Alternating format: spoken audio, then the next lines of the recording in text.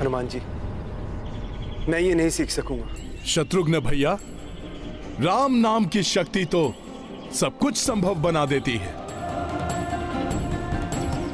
राम राम राम राम।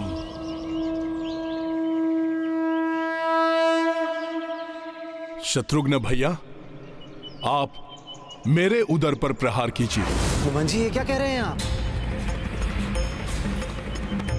मैं आपके उदर पर प्रहार नहीं कर सकता।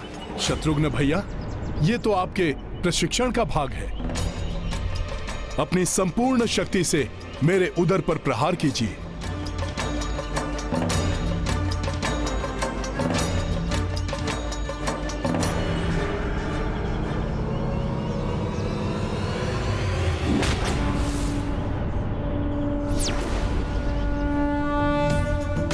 आपको मैं दिखाता हूं। आप सूर्य देव को प्रणाम कीजिए।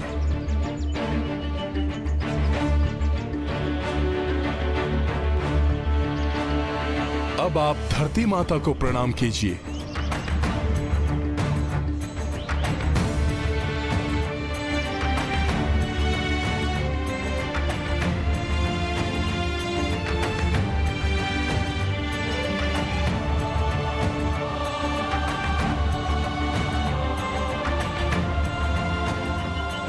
अब पुनः सूर्य देव को प्रणाम कीजिए। हनुमान जी, आप मेरे साथ क्रीड़ा कर रहे हैं क्या? सूर्य देव को प्रणाम कीजिए।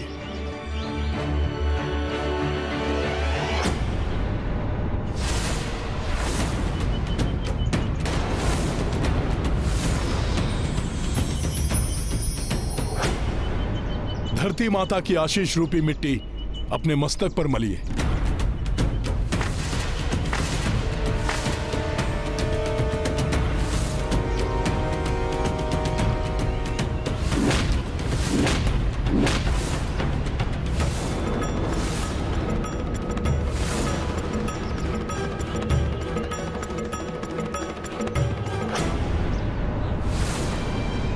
अब आप अपनी ऊर्जा को केंद्रित करना सीख गए हैं। बस अब आपको कुछ दाव ही सीखने हैं।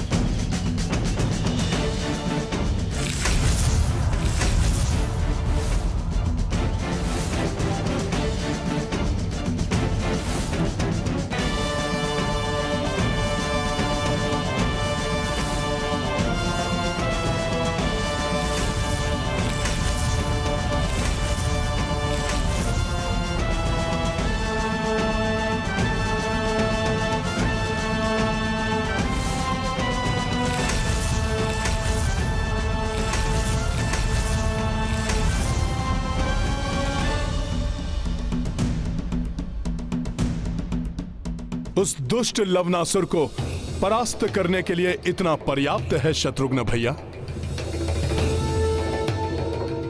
हाँ हनुमान जी, आज हम उस दुष्ट को गिरा कर ही रहेंगे।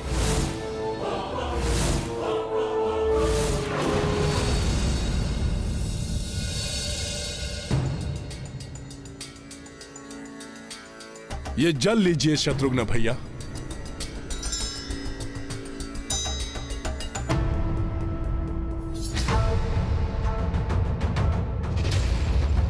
इस जल में आपको कुछ दिखाई दे रहा है क्या? हाँ हनुमान जी, मुझे लवनासुर के शूल का प्रतिबिंब दिखाई दिया। इस शूल को लेकर हमें अनेक संकेत प्राप्त हो चुके हैं। सर्वप्रथम महाराज दशरथ ने सावधान किया। आज भी वो असुर जीवित है, अपने दिव्य शूल के बल पर, अपने छल के बल पर। और अब आपने स्वयं इसका प्रतिबिंब देखा। इसका तो मात्र एक ही अर्थ है, आज रात्रि लवनासुर आप पर भी अपने शूल का वार करने वाला है। मुझे इस शूल का कोई उपाय करना होगा। आप उचित कह रहे हैं। मल्लयुद्ध में यदि मैं उसे पछाड़ने लगा तो मुझे विश्वास है कि वो अपने शूल का प्रहार मुझ पर अवश्य करेगा, जैसे उसने महाराज मंदाता पर किया था। उसे शूल का प्रयोग करने से मैं रोकूंगा। किंतु कैसे? वो तो अपने दिव्य शूल को मंदिर में छिपा कर रखता है, और उसके सिवाय उस शूल को कोई उठा भी नहीं सकता।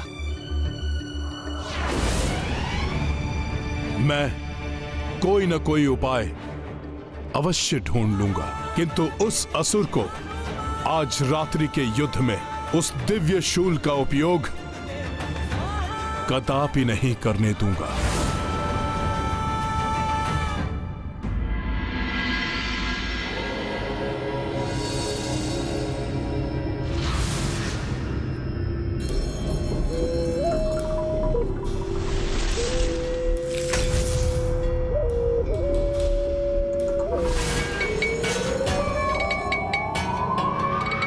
ये लवनासुर कहीं मुझे देख ना ले, मैं मंदिर के घंटे में छिप जाता हूं।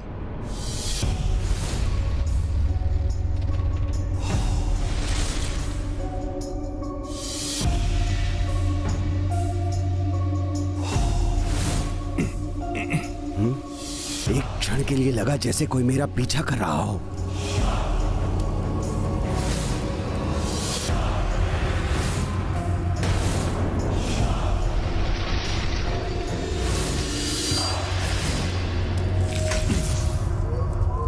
ये मंदिर का घंटा क्यों नहीं बज रहा?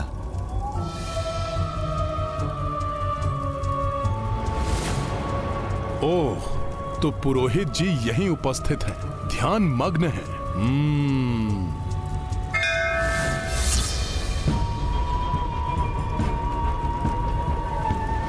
महाराज लवनासुर, आइए महाराज।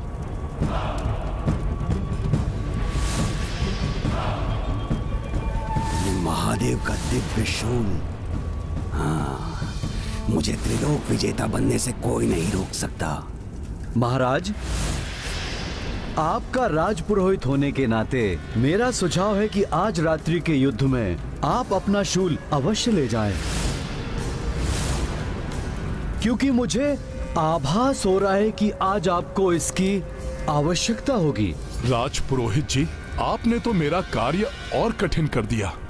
अर्थात इसके उपयोग का पुनः समय आ गया है राजपुरोहित जी। तो विधि अनुसार इसके अभिषेक के लिए मैं जल ले आता हूँ, जिससे ये शूल मेरे द्वारा इसे उठाने की अनुमति दे दे।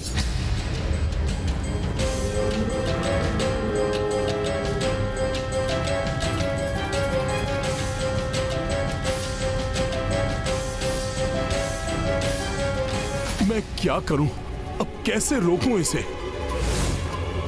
आज तो शिव चौदस है, अब तो भोले बाबा ही पार लगाएंगे, किंतु कहीं ये अनुचित तो ना होगा। कभी कभी बड़े उद्देश्य को पूर्ण करने के लिए छोटी छोटी भूलों की अपेक्षा करनी पड़ती है। श्री राम, श्री राम, श्री राम। राम नाम के प्रभाव से तो राजपुरोहित जी गहरे ध्यान में चले गए।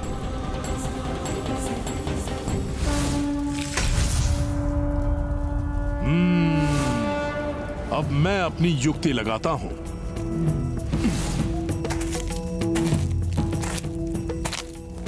प्रतीत हो रहा है लवनासुर आ गया, शीघ्र ही कुछ करना होगा मुझे।